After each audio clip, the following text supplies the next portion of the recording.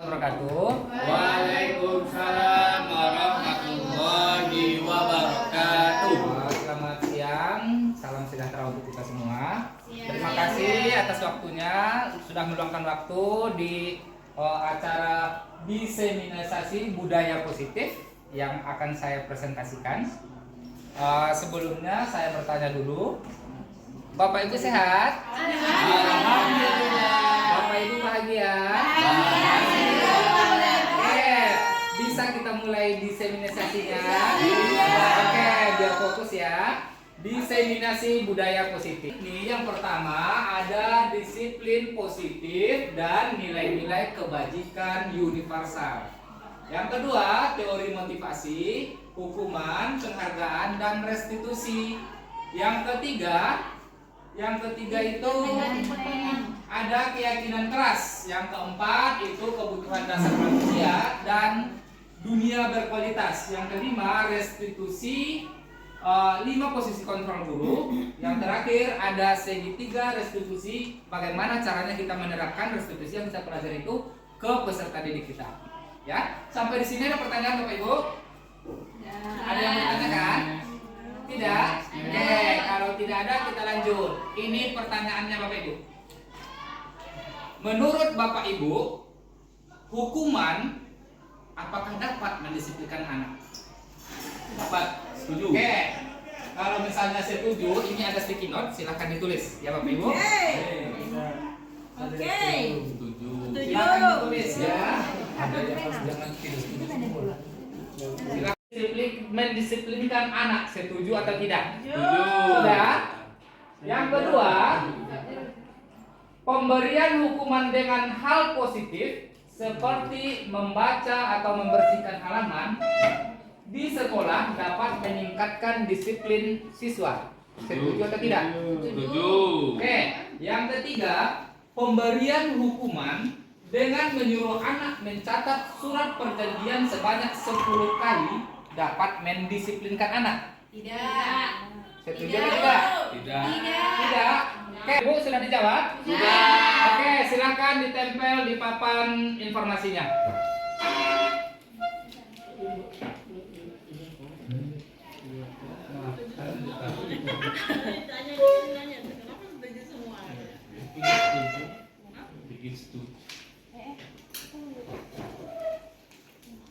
Oh, kebalik dia. Bergoyang pula dia nih. Maunya yang di depan. Biar aja lampu memandang gak indah. Iya, itu kotor. Ininya karena nggak sanggup lagi dia nempel. Yang di depan nggak jatuh juga. Ini jawabannya betulnya Kasih malamnya bagus. Oke, udah. Kasih bagus. Sudah Bapak Ibu? Sudah ditempel? Oke, kita lihat ya. Bapak Ibu, ini adalah jawaban dari Bapak Ibu semua dari pertanyaan tadi. Pertanyaan pertama tadi, hukuman dapat mendisiplinkan anak. Yang jawab setuju ada 5 orang. Selebihnya ada yang tidak setuju. Oke, yang setuju dulu. Siapa bisa menjelaskan kenapa hukuman itu bisa mendisiplinkan anak Bapak Ibu? Tergantung dari hukumannya. Oke, coba Bu Zainab. Maksudnya gimana? Kalau hukumannya itu bersifat untuk membangun siswa, pengetahuannya itu bisa dikatakan. Oke, yang jelas menurut Bu Zainab, hukuman itu adalah bisa mendisiplinkan. Oke, kemudian soal yang kedua itu memberikan hukuman dengan positif, dengan membaca atau membersihkan halaman sekolah.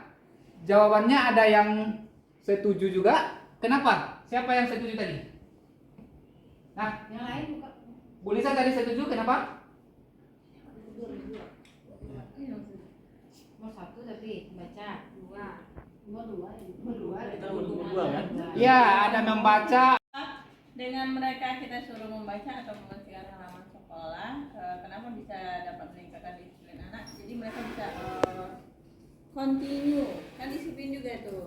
Seperti contohnya kita suruh membaca, berarti mereka continue membaca, akhirnya mereka bisa disiplin. Berarti bisa terbiasa ya, gara-gara continue. Oke, soal yang pertama tadi ada yang menjawab tidak bisa atau tidak setuju. Siapa yang menjawab tidak setuju tadi? Pak Rio? Iya. Nah, kenapa? Kalau saya tidak setuju alasannya gini, karena kalau tidak setuju Karena takutnya anak nanti jadi apa? Jadi ada sifat yang ditinggalkan dalam hatinya, misalnya sebenarnya dendam atau benci gitu. Jadi akhirnya tujuan pemberian tidak akan tercapai. Oke, berarti Pak Rio tidak setuju karena menurut Pak Rio hukuman dikasih atau diberikan kepada anak itu nanti bisa menyebabkan efek-efek yang tidak bagus lah. Iya. Ya? Yang di atas itu. Iya, Saya silakan. juga tidak setuju karena hukuman dapat mensebarkan anak itu. Kenapa? Kalau namanya hukuman, kita ini sebagai guru kalau menghukum lebih baiknya kita mengganti hukuman itu pembinaan atau bimbingan. Oke, ya itu menurut pemahaman Bu Sas ya. Ya. Nanti kita lihat, Oke. ya. Kita lihat seperti apa sih sebenarnya. Oke, ayo kita lanjutkan ya Bapak Ibu. Oke. Ini materinya tentang disiplin positif dan nilai-nilai kebajikan universal. Nah, di sini Ibu ada nggak barang-barang berharga atau apalah yang menurut Bapak Ibu yang paling berharga? Oke. Kalau misalnya ada, tolong ditulis di sticky Itu bukan note-nya. barang, dia barang loh. Tolong ditulis apa yang berharga menurut Bapak Ibu. Barang. Boleh benda, ya, atau boleh seseorang. Pokoknya menurut kita yang paling berharga. Oh, saya anak saya. Nah, silakan ditulis. Pokoknya yang berharga. Pokoknya yang berharga menurut kita. Mau Ya, barang, mau- silakan ditulis. Mana lagi? Ini ada. Notnya. Ini ada sticky note-nya. Silakan ditulis. Mari berpikir. Apa menurut kita yang paling berharga? Mari berpikir. Oke, buang. Oke, nah kalau udah ditulis, sekarang silakan digenggam. Kata sifat boleh. Silakan digenggam. Dikerumuin. Nah, ya, digenggam. Oke. Nah, sekarang orang yang di sebelah kanan dari Pak Agus, orang yang di sebelah kanan mencoba untuk mengambil yang kita genggam. Misalnya, Pak Agus, Pak Rio menggenggam kertas. Jadi Pak Agus berusaha mengambil kertas yang di dalam genggaman Pak Rio. Dan seterusnya. Berarti silakan. Itu di Bang Agus punya mana? Mau aku. Jangan ada bukti. Nggak boleh diambil ini barang berharga aku. Ini boleh. Oke. Pak Rio tadi bilang jangan diambil, ini barang berhargaku, kata Pak Rio. Iya kan? Kalau Bapak Ibu misalnya barang berharga itu kita kasih ke orang lain, mau atau tidak? Ya. Kenapa tidak? Karena berharga. Karena berharga. Bernilai. Kenapa? Bernilai. Bernilai. Karena bernilai gitu ya. Kalau nggak ada nilai berarti? Ada standar nilai. Oke, ya bagus. Oke, kita lanjut. Perubahan paradigma. Kita sebagai guru masih banyak yang berpikiran bahwasanya ilusi guru itu sebagai mengontrol siswa atau mengontrol murid. Toh saya yang paling berkuasa di kelas ini, jadi saya harus mengontrol kalian. Masih ada persepsi-persepsi guru yang seperti itu. Ya, itu ilusi seorang guru. Ya. Kemudian ilusi yang kedua bahwa kritik dan membuat orang merasa bersalah dapat menguatkan menurut kita. Itu nggak bisa. Anak itu deg-degan sebenarnya. Dia takut sama kita bukan karena dia mau dari dalam dirinya. Karena takut. Oh, ada Pak Sami dilewat. Masukkanlah baju. Karena dia takut, bukan kemauan sendiri. Dari rumahnya dimasukkan bajunya. Berarti yang ketiga, karakter ilusi bahwa semua penguatan positif efektif dan bermanfaat. Karena kita mengatakan bahwasanya tadi disiplin itu atau hukuman itu bisa lah membuat anak jadi disiplin, jadi ini, jadi itu. Itu sebenarnya, nak tolong ya masukkan baju dari rumah sampai sekolah. Udah balik nanti dari sekolah terserah kau mau balik mau keluarkan atau gimana. Gitu ya. Kemudian lanjut, ilusi bahwa orang dewasa memiliki hak untuk memaksa. Iya kan? Tolong ambilkan sana nak, itu angkat kursi nak, itu nak, itu nak. Anak itu sebenarnya nggak mau. Jadi gimana caranya kita supaya anak itu nggak perlu pun kita suruh, kita bilang dia udah tahu. Oh, saya bantu ibu inilah. Misalnya setelah belajar kelompok. Nah, setelah belajar kelompok misalnya kursi berserak nih, masa harus tunggu dimarah-marahi guru lagi? Sebenarnya dia udah tahu. Oh, ini kursiku. Tadi letaknya di mana? Harus saya kembalikan ke situ. Gitu ya. Jadi ini antara stimulus respon yang kita ilusikan dengan pilihan sebenarnya. Ini paradigma kita itu harus berubah. Yang pertama, kita mencoba mengubah orang berpandangan sama dengan kita. Itu tidak bisa. Kita harus mengikutkan, teori kontrol atau teori pilihan kita harus buat. kita berusaha memahami pandangan orang lain tentang dunia. Oh, kalau misalnya pandangan dia seperti itu, ya udah, itu pandangan dia. Sama juga di dalam kelas, setiap anak itu unik, punya kemampuan masing-masing. Jangan kita samakan. Orang yang suka belajar sosiologi belum tentu orang matematika itu, belum tentu orang fisika dia suka ini, suka itu. Jadi setiap anak itu unik. Dan orang yang suka ilmu matematika, dia nggak suka sosiologi, itu udah ada di lapangan saya temukan. Saya nggak suka baca Pak, dan saya nggak suka memahami, menganalisis. Tapi kalau angka sudah dikasih, saya bisa kok Pak, kata. Jadi nggak bisa kita harus bisa ini, harus bisa itu. Kemudian yang kedua, perilaku buruk dilihat sebagai suatu kesalahan. Kita kan sering tuh, anak itu kadang terlambat, ini kayaknya emaknya tengkar di rumahnya, yang anaknya gini gitu. Nah, ya kan? Kemudian sebenarnya semua perilaku itu memiliki tujuan. Kemudian selanjutnya, orang lain bisa mengontrol saya. Menurut kita orang lain bisa mengontrol saya, tapi kenyataannya hanya Anda sendiri, hanya diri kita sendiri yang bisa mengontrol kita. Orang lain tidak bisa mengontrol kita, hanya diri kita sendiri yang bisa mengontrol diri kita. Kemudian pemaksaan pada saat ujukan gagal, itu kalau misalnya dia stimulus respon gagal, kemudian seharusnya itu kolaborasi dan konsensus menciptakan pilihan-pilihan baru. Nah, besok kamu nggak boleh lagi ya pakai baju ini, atau misalnya gimana lagi caranya supaya kamu besok baju putih abu-abu.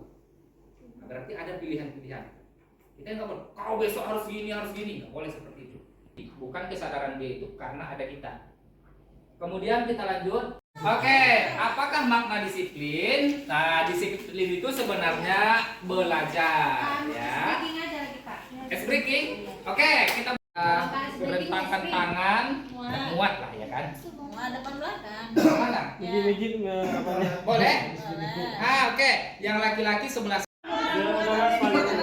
atau ice breakingnya itu kita duduk aja, pilih yang mana? Duduk aja. Nah, mana yang duduk aja. Oke, ice breakingnya tepuk-tepuk biasa saja. Oke. Nah, perhatikan ya instruksinya. Kalau saya bilang selamat pagi, tepuknya 3 kali. Oke. Saya bilang selamat siang, tepuknya 1 kali. Kalau saya bilang selamat sore, tepuknya 2 kali. Pagi 3, siang 1 2. lagi. 3, 1, Hah? 2. Saya bilang kalau misalnya selamat pagi, tepuknya 3 Kali. Selamat siang, tepuknya 2. 1 siang ya.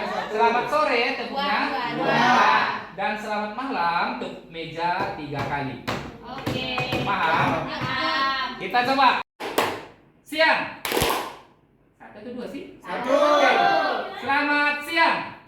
Pagi. Malam.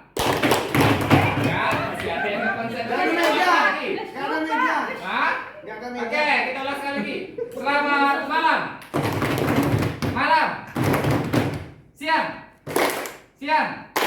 Siang. Pagi. Sore. Oke, tepuk tangan untuk kita semua. Kita lanjut ya. Disiplin, ini tadi sudah dijelaskan. Berasal dari kata bahasa Latin, ini bisa kita lihat di buku-buku di Google juga ada. Artinya yang sebenarnya itu belajar. Ya, belajar tentang apa? Belajar tentang bisa meletakkan segala sesuatu itu pada tempatnya. Itu disiplin. Kemudian kita lanjut nilai-nilai kebajikan universal. Hukuman, penghargaan, dan restitusi. Apa sih yang dimaksud dengan teori motivasi? Apa sih yang dimaksud dengan hukuman, penghargaan, dan restitusi? Teori motivasi ini adalah teori perilaku manusia, ya. Untuk menghindari ketidaknyamanan atau hukuman, apa yang akan terjadi apabila saya tidak melakukannya? Itu motivasi eksternal. Apa yang akan terjadi apabila saya tidak motivasi eksternal? Karena dia memakai baju itu karena ada aturan, itu aja, bukan karena dari diri dia.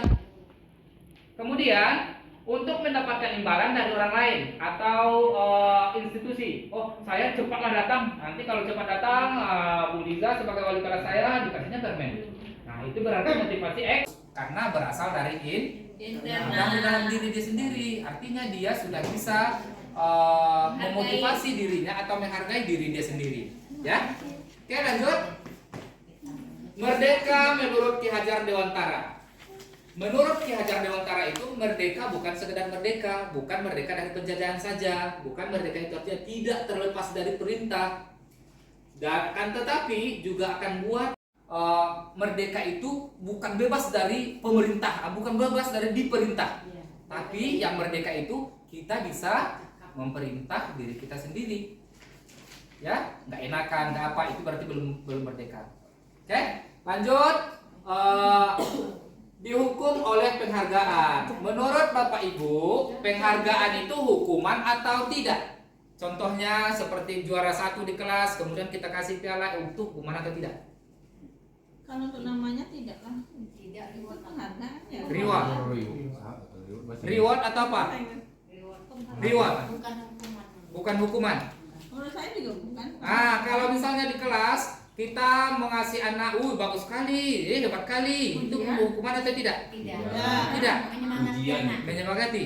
Sebenarnya di dalam dunia pendidikan itu tidak boleh diadakan. Ya. Apa alasannya? Alasannya kenapa? Karena misalnya si Ima saya puji, Ima hebat sekali, matematikamu hebat, kan dia di matematika yang hebat. Dan orang lain yang lainnya minder jadinya. Wow, si Ima aja. Jadi kalau misalnya kita mau memuji anak itu puji semuanya. Puji semuanya. Ima hebatnya matematika di perkalian. Oh, ternyata Bu Fia hebatnya itu di pengurangan. Gitu. Jangan kita memuji anak itu hanya satu saja.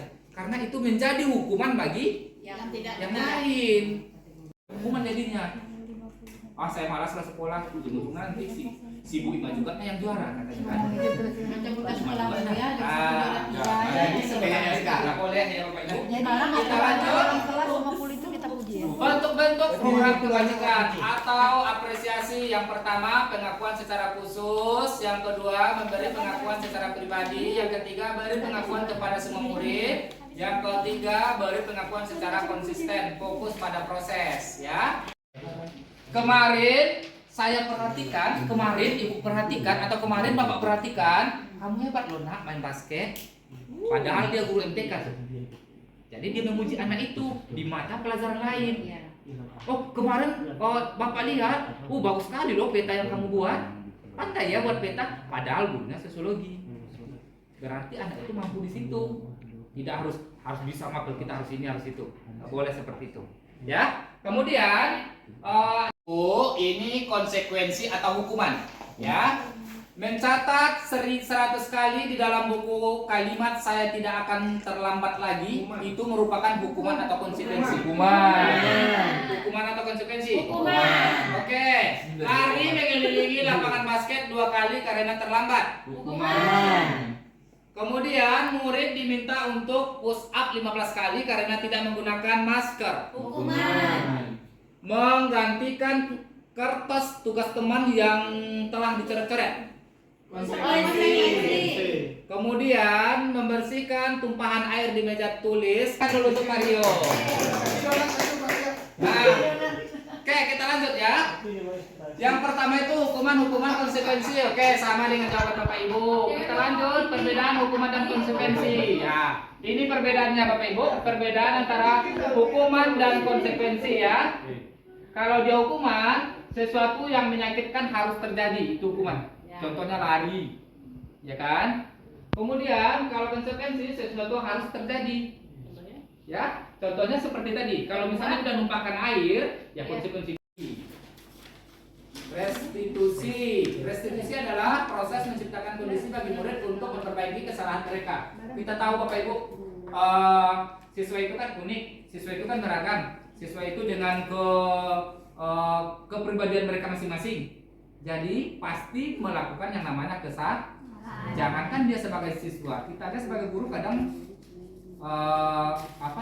melakukan kesalahan. Jadi restitusi ini adalah bagaimana caranya murid yang bersalah tadi supaya dia tidak atau supaya dia memperbaiki kesalahannya. Itu restitusi, ya. Restitusi ini bukan menebus kesalahan. Kesadaran yang perlu, ya. Kemudian ada tawaran, bukan paksaan, memperbaiki hubungan, kemudian menuntun untuk melihat ke dalam diri.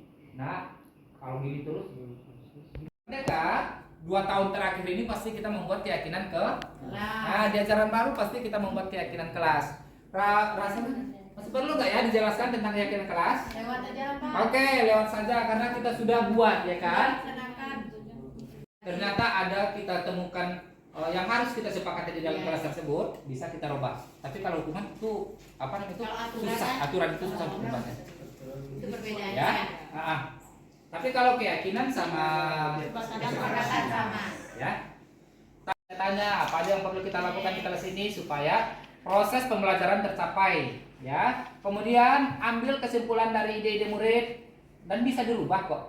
Kemudian menjadi keyakinan kelas, membuat kesepakatan dalam bentuk poster dan dipajang di kelas. Kita kayaknya udah lah di setiap kelas kita ada kan? Ada. Kemudian lanjut contoh keyakinan kelas ini ada contohnya, udah ada kita. Contohnya peraturan. Nah, kalau misalnya selalu kembalikan buku ke tempatnya, itu peraturan. Keyakinan kelasnya gimana? Tanggung jawab. Nah, jawab. Oh, udah kayak itu, udah biasa ya kan? Bisa itu. Lanjut. Menurut Bapak Ibu ada berapa kebutuhan dasar manusia?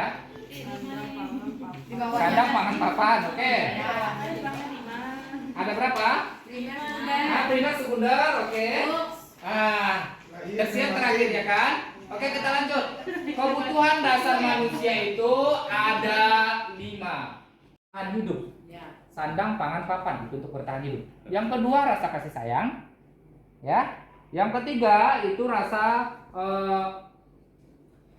pemberian kebebasan, ya. Karena di diri kita itu pengen bebas. Pasti Bapak Ibu juga nggak mau dikekang, ya kan? Yang ketiga itu kesenangan. Kesenangan kita beda-beda. Apalagi di dalam kelas.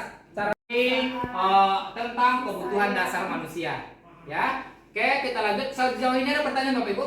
Udah Pak. Udah? Oke, lanjut. 5 posisi kontrol. Salah. Seperti apa salah satunya? Ya, ada 5 posisi kontrol. 5 posisi kontrol ini 5 posisi harus paham tentang 5 posisi kontrol ini. Ya. Harus paham kita tentang 5 posisi kontrol. Yang pertama itu rasa bersalah, yang ketiga sebagai teman, yang keempat sebagai pemantau, yang terakhir itu sebagai manajer. Kalau kita bisa, seharusnya kita seorang pendidik itu kita di posisinya sebagai Teman. sebagai Teman. sebagai apa? Teman dan manajer. Teman dan manajer. Semuanya sih. Berarti oke, kalau misalnya kita sebagai seorang guru, kita seharusnya berada di posisi mana? Sebenarnya semuanya, tapi Teman, yang teman. diharuskan tidak kayaknya. Yang mana? Teman. Teman, oke. Yang mana lagi? Manajer, yang mana lagi? Oke. Ya. Yang bagusnya kita di sini itu adalah posisinya sebagai manajer. Karena kalau kita posisi sebagai manajer, semua lingkup itu sudah mencakup. Ya? Tidak, kalau penghukum itu kita tidak. Tapi itu hanya sebagai dasar sendiri. Kalau penghukum ini kita, ya, nggak apa-apa itu, nggak boleh seperti itu. Seharusnya dia sebagai manajer mengajukan pertanyaan-pertanyaan. Nah, kenapa kamu seperti ini? Terus apa lagi yang mau kamu rencanakan? Jadi kita hanya menyampaikan pertanyaan-pertanyaan yang menjawab anak. Jadi yang menemukan solusi nanti anak itu sendiri, bukan dari kita. Nah, kenapa bajumu kotor? Mak, nggak dicuci sama mak. Kenapa mak? Mak kurang sehat. Jadi gimana? Balik sekolah saya cuci. Nah, berarti dia sendiri yang cari solusi kan? Sebagai penghukum sebagai penghukum, pemberi rasa bersalah atau manajer gitu ya. Saya kecewa dengan kamu. Itu berarti itu rasa bersalah. Saya kecewa lah sama kamu. Ibu atau bapak udah percaya kali sama kamu bahwasanya kamu itu tidak akan membelanjakan SPP-mu. Oh, ternyata sampai ke sini kau belanjakan 3 bulan pula lagi. Ya kan? Kemudian lanjut yang kedua, kamu tidak pernah merasa kamu selalu yang paling terakhir. Oke, bagus. Tepuk tangan untuk kita semua. Lanjut. Selanjutnya itu ice breaking lagi. Oke, apakah ada Bapak Ibu yang punya ice breaking?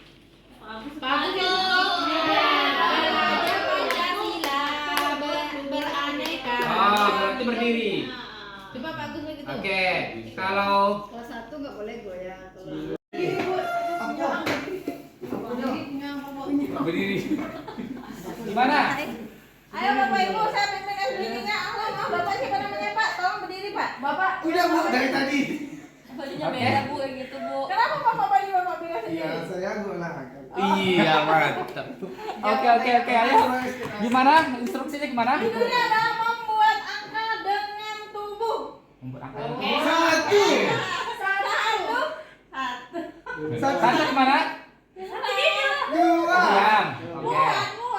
Dua. Satu gitu buat kita buat. Oh, satu. Oh, oke. Dua.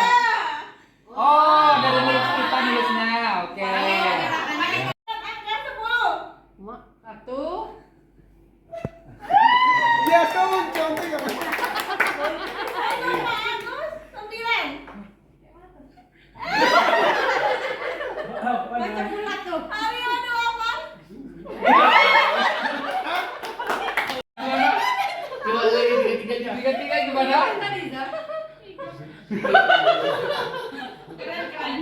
Sampai 7.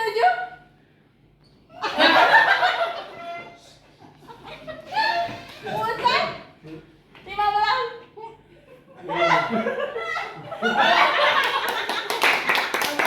Oke. Oke.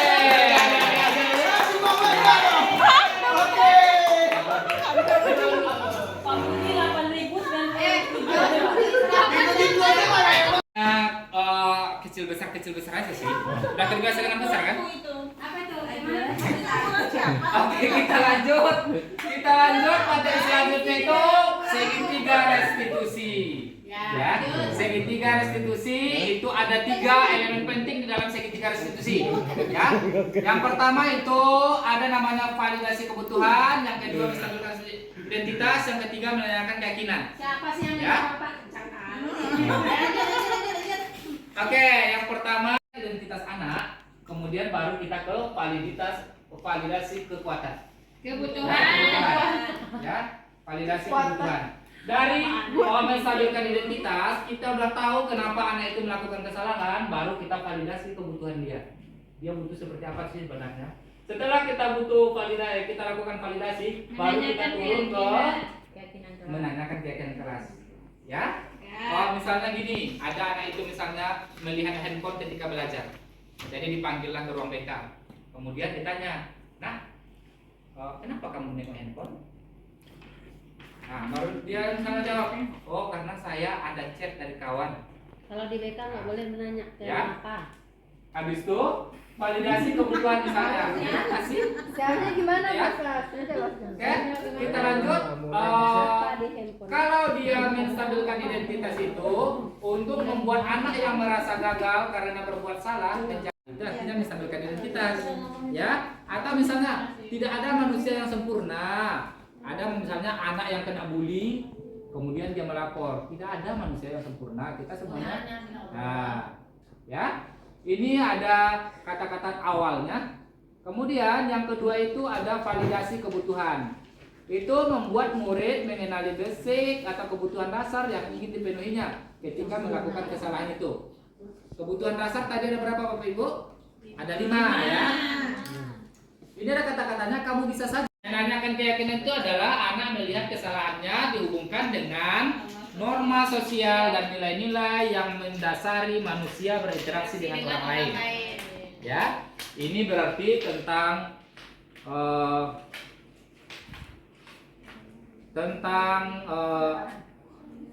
apa namanya tadi, segitiga restitusi. Ya, kira-kira Bapak Ibu sudah pernah nggak melakukan atau apa namanya itu, menyelesaikan kasus peserta didik atau menyelesaikan kasus murid dengan menggunakan segitiga restitusi? Insyaallah. Sudah pernah nggak Bapak Ibu? Hah? Ya. Sudah. Pasti wali kelas pasti sudah ada tuh. Ya. Kalau Bu Pia sudah di tahap mana? Biasa keyakinan. Contohnya seperti apa?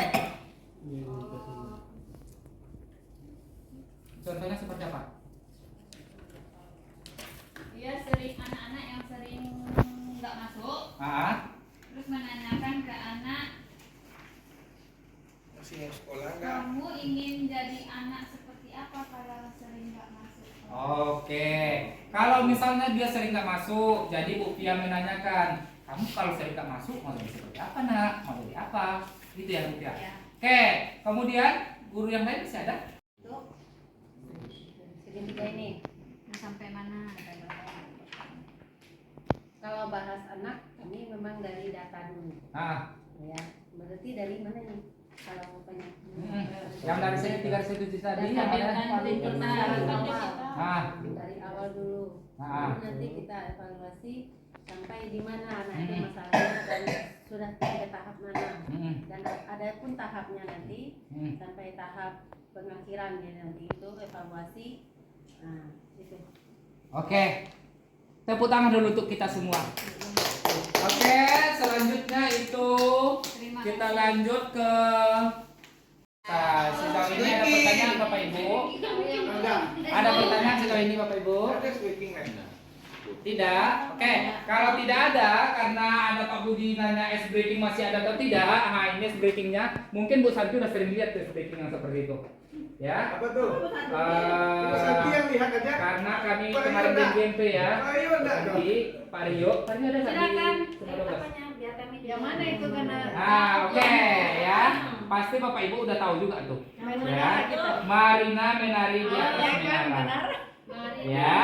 Oke, dah silakan berdiri Bapak Ibu. Yang Marina di sini menara, ini menara ya. Menari di atasnya itu di bawah. Berarti Marina menari di atas menara. Oke. Oke, coba kita mulai. Kita coba ya. Menara, menara, Marina menari. Nah, kan? Oke, dah. Menara, menara, Marina menari di atas. Itu sebenarnya. Ya, tapi kalau di menari, menari di atas menara, menara, menari, menari, Marina. Oke, tepuk tangan. Nah, mau ada pertanyaan Bapak Ibu? Don. Tidak ada? Kalau tidak ada, Bapak Ibu, sebenarnya peserta didik itu sebenarnya siswa itu adalah paling berharga, ya, berharga memajukan masa depan bangsa, berharga bagi orang tuanya di rumah dan berharga bagi kita di sekolah. Kenapa? Karena itu adalah bibit-bibit atau tonggak untuk masa depan bangsa. Ya, jadi setelah mempelajari ini kita seharusnya bisa menerapkan apa yang telah kita pelajari. Ya, ada tadi keyakinan kelas, kesepakatan kelas sama kebutuhan dasar manusia, segitiga restitusi kita harus terapkan. Saya yakin bahwasanya Bapak Ibu sudah menerapkan itu semuanya. Ya, sudah menerapkan itu semuanya. Karena materinya sudah habis, demikianlah proses diseminasi saya pada hari ini. Terima kasih sebelumnya kepada Bapak Ibu sudah hadir. Saya akhiri, wabillahi taufiq wal hidayah. Assalamualaikum warahmatullahi wabarakatuh. Selamat siang.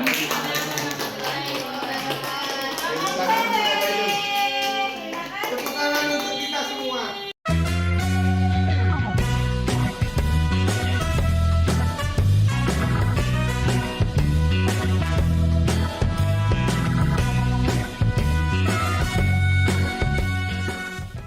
Oke, gimana kabarnya, sehat? Sehat.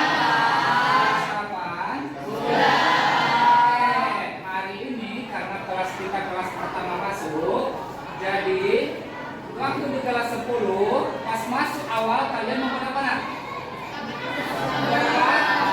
Kesepakatan kelas. Jadi di kelas 11 ini kita juga membuat kesepakatan kelas. Pak, boleh nggak sama dengan kesepakatan kelas kita yang kelas 10 dulu? Menurut kalian gimana? Boleh. Dan boleh nggak dirubah? Boleh. Boleh nggak ditambah? Boleh. Oke, jadi sekarang kesepakatan kelas kita itu mau kita tambah atau mau kita kurangi. Sebelum kita masuk ke kesepakatan kelas, Bapak uji dulu tentang kefokusan kalian, ya, tentang kefokusan kalian terhadap proses pembelajaran kita hari ini. Seperti biasa, ya. Kalau Bapak bilang selamat pagi, duduk meja, 2 kali. Oke. Bapak bilang selamat siang, tepuk tangan 3 kali. Paham? Bapak bilang selamat sore, tepuk tangan 1 kali. Paham? Oke, kita coba. Selamat sore. Bukan? Bapak ulang sekali lagi. Bapak bilang selamat pagi, tepuk meja 2 kali. Kalau selamat siang, tepuk tangan 3 kali. Kalau selamat sore, tepuk tangan 1 kali. Nah, dah, fokus. Oke. Selamat sore. Sore. Sore. Pagi. Pagi. Pagi. Sore. Sore. Siang. Siang. Oke, fokus. Oke. Sekretaris mana? Silakan ke depan dulu nak. Catat tentang kesepakatan kelas kita. Kemarin di kelas 10 sudah kita buat, tapi sepertinya ada yang baru, ya. Oke, kesepakatan kelas yang pertama apa? Ya silakan. Tidak boleh membuang sampah sembarangan. Tidak boleh membuang sampah sembarangan. Tidak boleh membuang sampah sembarangan. Sepakat? Sepakat. Oke, kemudian yang kedua. Yang kedua apa nak? Ya silakan. Sebelum pulang ke rumah siswa harus mematikan kipas angin, jendela, dan mematikan lampu. Oke, sebelum yang kedua, sebelum pulang sekolah kita harus mematikan kipas angin, lampu, dan menutup jendela. Sepakat? Sepakat. Oke, yang ketiga. Oke, silakan. Tidak terlambat. Tidak boleh Terlambat. Oke, yang ketiga tidak boleh terlambat. Oke, bagus. Yang keempat. Ya, silakan. Tidak boleh mengejek teman. Tidak boleh. Oke, yang keempat itu tidak boleh mengejek teman. Ya. Oke, yang kelima. Ya, silakan. Kalau ada teman yang sakit atau sedang susah, kita bantu. Oke, yang kelima itu kalau ada kawan yang susah, kalau ada yang kawan yang butuh pertolongan, kita harus bantu. Sepakat nak? Sepakat. Oke, lanjut. Tidak boleh. Nah, kebiasaan kayaknya yang belum tugas, ya kan? Yang keenam, tidak boleh menumpuk tugas. Oke, masih ada nak? Masih ada? Pas. Oke, kalau tidak boleh ini namanya kalimat apa nak? Negatif. Kalimat negatif ini harus kita rubah menjadi kalimat positif. Oke, jadi sekretaris buat dulu sini kalimat negatifnya, ya. Negatif buat aja. Jadi otomatis yang positifnya di sini. Ini ada spidol satu lagi nak? Oke, sekarang kita rubah menjadi kalimat positif. Oke, yang pertama tadi tidak boleh membuang sampah sembarangan. Apa kalimat positifnya? Ya. Oke, bagus. Sepakat? Oke, yang pertama bekerja sama membersihkan kelas. Bagus. Yang kedua, sebelum pulang sekolah mematikan kipas, lampu, dan menutup jendela. Apa kalimat positifnya nak? Ya, silakan nak. Jaga fasilitas kelas dengan baik. Oke, bagus. Yang kedua, menjaga fasilitas sekolah dengan baik. Yang ketiga, tidak boleh terlambat. Saya Pak, Silakan nak. selalu datang tepat waktu. Bagus. Yang ketiga itu selalu datang tepat waktu. Yang keempat, tidak boleh mengejek teman. Ya. Oke, yang keempat itu saling peduli, apa lagi nak? Menghargai dan membantu. Saling peduli, menghargai dan membantu. Sepakat nak? Sepakat. Sepakat atau tidak nih? Sepakat. Oke, sepakat. Yang kelima, kalau ada kawan butuh pertolongan harus dibantu. Kayaknya sama lah dengan yang nomor 4. Ya. Karena ada di sini kata-kata membantu. Jadi dia yang nomor 5 di kalimat negatif sama dia dengan nomor 4 di kalimat positif. Mana? Sepakat nggak tuh? Oke, yang keenam tidak boleh menumpuk-numpuk tugas. Ya silakan. Bertanggung jawab. Oke, yang terakhir itu bertanggung jawab terhadap tugas. tugas. Sepakat nggak dengan peraturan yang kita buat? Ini peraturan ini siapa yang buat, nak? Kami, dan untuk kami. Jadi peraturan ini dari kita untuk kita. Sepakat? Ingat di awal kelas dulu, kelas 10. Kesepakatan kelas itu sifatnya umum, universal ya, dan berasal dari kita sendiri. Jadi kesepakatan kelas ini kita harus taati. Ada pertanyaan tentang kesepakatan kelas kita, nak? Tidak? Tidak ada? Oke, kalau tidak ada coba uji dulu apa namanya itu kefokusan kalian lagi. Nah, silakan. Makasih ya, berarti kesepakatan kelas kita sudah selesai? Sudah? Ada yang mau tambah lagi? Bendara mana? Bu Bendara, ini kesepakatan kelas ini dibuat di kertas karton, kemudian ditempel nanti di dinding, ya, supaya kalian ingat terus tentang kesepakatan kelasnya. Ingat, harus kreatif, biar bagus kelas kita. Paham, nak? Oke, sebelum kita selesaikan, Bapak uji dulu kefokusan kalian lagi. Masih seperti tadi. Oke? Selamat pagi. Pagi. Siang. Sore. Pagi. Oke, tepuk tangan dulu untuk kita semua. Terima kasih atas kerjasamanya, karena sekarang waktunya sudah mau pulang ya. Bapak akhiri, bel udah bunyi ya. Oke, karena waktunya sudah habis, jadi cukup sampai di sini dulu pertemuan kita. Hari ini pertemuan pertama kita membahas tentang kesepakatan kelas untuk 1 tahun ke depan. Jadi kesepakatan, Pak, boleh nggak nanti kesepakatan kita itu dirubah di tengah-tengah? Boleh nggak ditambah? Boleh, ya. Mana tahu nanti si Zidan, sering dia ngapa-ngapain, ya kan? Boleh kita tambah. Paham nggak? Oke, ketua kelas silakan pimpin doanya dulu. Silakan, Basar. Siap. Mulai, baiknya kita berdoa terlebih dahulu. Doa dimulai.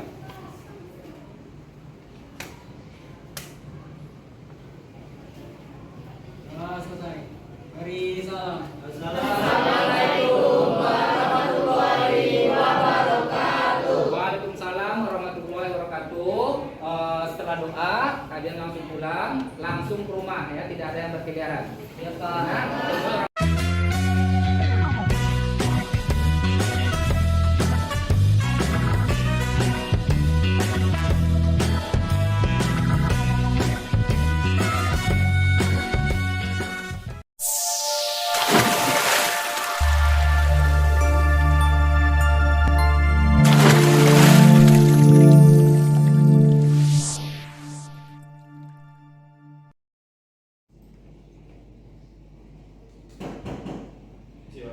Ya, silakan masuk.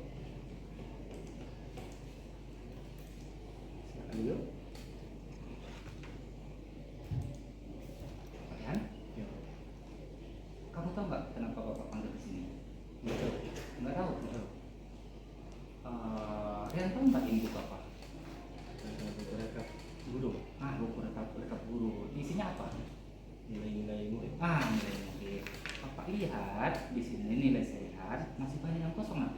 Tugas 1 kosong, tugas 3 kosong, tugas 5 kosong. Kenapa? Apa masalahnya? Di rumah selalu sibuk main game, Pak. Terus juga nggak ada waktu karena emang waktunya pakai semua buat bantu orang tua di rumah, Pak. Main game sama bantu orang tua. Iya, Pak. Rehan tahu nggak kalau misalnya seorang pelajar itu harus ngapain? Tahu. Harus ngapain? Jangan tugas yang ini. Nggak harus main game kan? Iya, betul. Bisa nggak main game itu dihentikan? Bisa, Pak. Bisa. Bisa. Nolong orang tua itu orang tua memaksa ya? Kalau nggak ditolong marah ya? Nggak maksa sih, Pak. Cuman bantu aja, Pak. Bilang sama orang tua, dia sebenarnya Bapak tahu kalau itu kita kasihan sama orang tua, dan Bapak tahu juga kalau misalnya main game itu adalah masanya si Rehan, tapi harus pandai kita memanajemen waktu Sirian udah besar loh, udah kelas 11 lagi. Iya. Ya kan? Kita harus bisa manajemen waktu, nggak boleh kita sembarang lagi menggunakan waktu. Ya. Iya. Untuk kedepannya apa rencananya Sirian? Mungkin dua Pak. Hah? Juga tugas-tugasnya bakalan dikumpul semua. Tugasnya kapan rencananya? Diusahakan sudah kumpul semua. Besok kapan? Besok Pak, pas Besok. pulang sekolah. Besok pulang sekolah berarti Iya. kumpul. Bapak Iya. tunggu besok ya. Iya. Jangan bohong. Iya Pak. Oke. Oke. Oke, kalau misalnya Sirian udah janji, kan di kesepakatan kelas kita sudah buat juga tuh harus mengumpulkan tugas, harus tepat waktu mengumpulkan tugas. Sementara tugasnya Sirian belum, Iya. ya kan? Bisa berubah nak? Bisa Pak. Bisa. Bisa. Oke, Bapak tunggu besok tugasmu. Baik, Ya, Pak. berjanji pada dirimu sendiri bahwasanya kaulah yang bakalan berubah. Kalau Bapak nggak bisa mengurus Rehan, hanya membantu Rehan menjalankan proses yang Rehan buat. Baik Pak. Ya, yang bisa merubah diri Rehan itu adalah Rehan sendiri. Baik Pak. Ya, bisa berubah nak? Bisa Pak. Oke, kalau bisa berubah, silahkan istirahat. Ya. Baik Pak. Ya, Terima kasih ya Mas. Bang ya Pak. ya.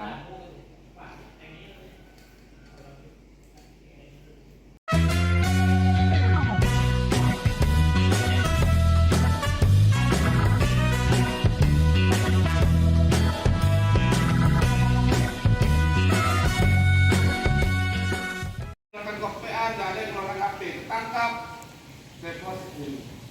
Saya di luar sudah bilang, kamu taruh di luar semua.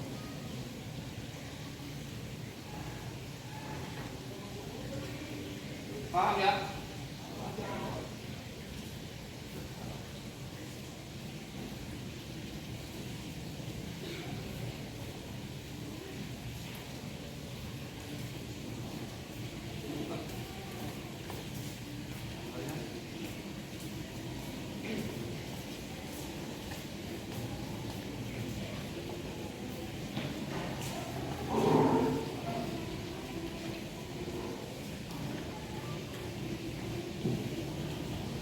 Semua atas nama.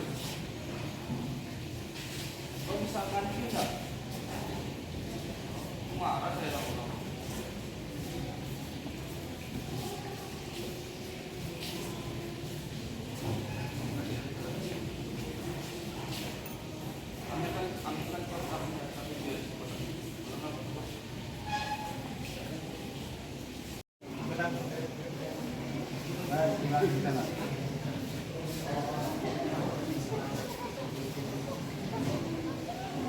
Siapa tulisan tentang itu siapa?